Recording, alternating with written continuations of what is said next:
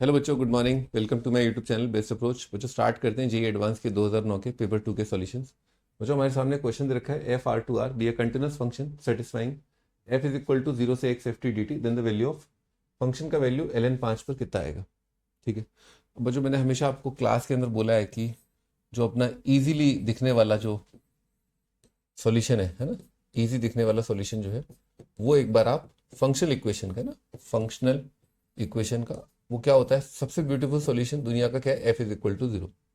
ठीक है। तो अगर आपको कहीं दे रखा है कि एफ मतलब कोई फंक्शनल इक्वेशन दे रखा है और आपको दिख गया कि F is equal to zero, उस फंक्शनल इक्वेशन का आंसर है। सारी कंडीशन फुलफिल हो रही है क्योंकि डोमेन भी आर है, रेंज को डोमेन भी आर है। ठीक है। और यहाँ पर अपन एफ को अगर जीरो रख दें तो यहाँ पर कितना आ रहा है, जीरो। और बच्चों जीरो से लेकर के एक्स कोई फंक्शन जीरो है तो जीरो फंक्शन का area under the curve, zero function का area under the curve zero से लेकर किसी फाइनाइट नंबर तक एरिया अंडर द कर्व क्या रहेगा, जीरो। बिल्कुल सेटिस्फाई कर रहा है ये। ठीक। तो इस तरीके से अगर अपन इसको देखें तो अपना आंसर कितना आ जाएगा, जीरो। पर बच्चे जो हैं सुनते नहीं है और बोलते हैं कि सर इंटीग्रेट भी तो करिए ना सर, सर इंटीग्रेट भी करिए ना सर, प्लीज सर इंटीग्रेट करिए। तो करते हैं बच्चों, ये लेबनिज का सवाल बन जाएगा फिर। ठीक है ना। पर ये अगर आपको दिख गया ना फटाफट, बहुत बढ़िया है मतलब। ठीक है ना। और इसके लिए कई बार वो इस तरह का लैंग्वेज भी यूज करता है कि function is not identically zero, F is not zero. वो बोल देता है, पर क्योंकि बोला नहीं है तो मैंने फायदा उठा लिया उसका, क्योंकि मैं तो फंक्शनल इक्वेशन देखते ही फटाफट F is equal to zero एक बार ट्राई कर लेता हूँ। इसमें एक दो बार आईआईटी के बोनस सवाल भी आए हैं जिसमें ये सिंपल बाउंड्री वैल्यू कंडीशन भी सेटिस्फाई नहीं हो रही है। ठीक है। तो इसीलिए मैं थोड़ा चौकन्ना भी रहता हूँ कि एक दो वैल्यू पुट कर लेता हूँ, देख लेता हूँ सवाल सही तो है ना, मतलब, है ना। तो बच्चे अक्सर ऐसी अप्रोच नहीं रखते, उनको ये चेक नहीं करना होता कि सवाल सही है कि नहीं है, वो तो अपना डिफ्रेंशिएट करके स्टार्ट करते हैं। खैर, तो R to R continuous function, आइए इसको डिफ्रेंशिएट करते हैं। तो लेफ्ट साइड आएगा एफ का डेरिवेटिव एफ डैश, और लेबिनिज से, लेबिनिज क्या करता है, जहां जहां टी है टी की जगह आएगा एक्स। ठीक है, ये आ जाएगा। ओके।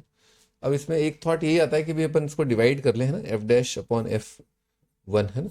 इसको अपन इंटीग्रेट कर लेना, इसका इंटीग्रेशन आराम से दिख रहा है, एल एन एफ वन का इंटीग्रेशन आ रहा है एक्स प्लस कॉन्स्टेंट, है ना। ओके, दोनों साइड इंटीग्रेट कर दिए। यहाँ पर अपने को दिख रहा है एफ इज इक्वल टू आ रहा है ई की पावर एक्स प्लस सी। ठीक है। अब अपने को यहाँ पर इस फंक्शन इक्वेशन से दिख रहा है बाउंड्री वैल्यू कंडीशन, इसमें जीरो रख दिए, जीरो से जीरो इंटीग्रेशन जीरो आ जाएगा, तो एफ ऑफ जीरो का वैल्यू कितना आ रहा है, जीरो। ठीक है ना। एफ ऑफ जीरो कितना आ रहा है, जीरो। यहाँ पर रखा अपन ने एक्स की जगह जीरो और एफ की जगह जीरो, तो यार ई की पावर जीरो प्लस सी। बच्चों क्या ऐसा हो सकता है कि ई की पावर सी जीरो आ जाए, ये नहीं हो सकता। और यहीं पर जो है कॉन्फिडेंस वाली बात होती है। ठीक है।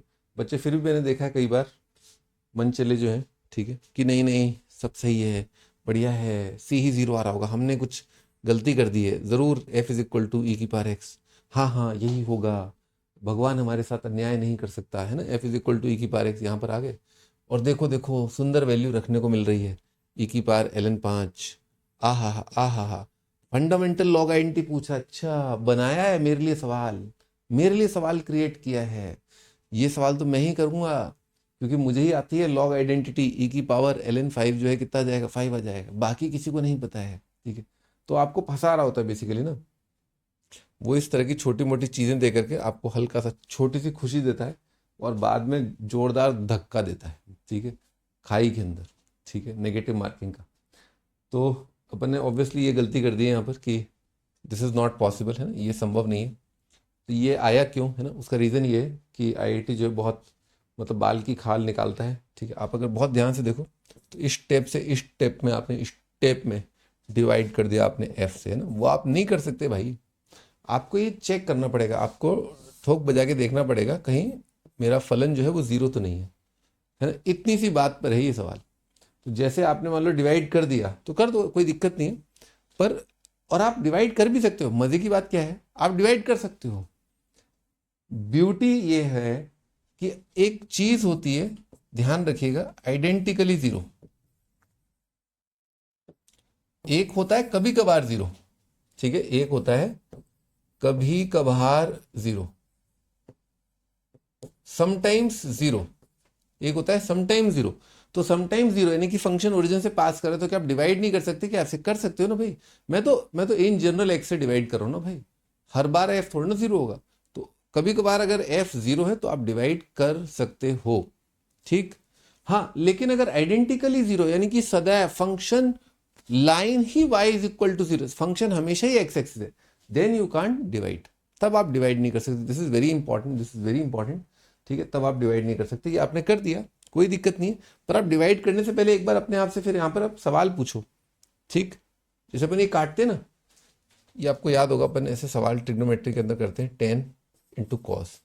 वही तो tan साइन बाय कॉस लिखा आपने, फिर आपने कॉस कॉस काट दिया, तो जैसे ही आपका tan इंटू कॉस जो है साइन आया, तो यू हैव टू डिक्लेयर करना पड़ेगा ना आपको कि कॉस 0 नहीं है।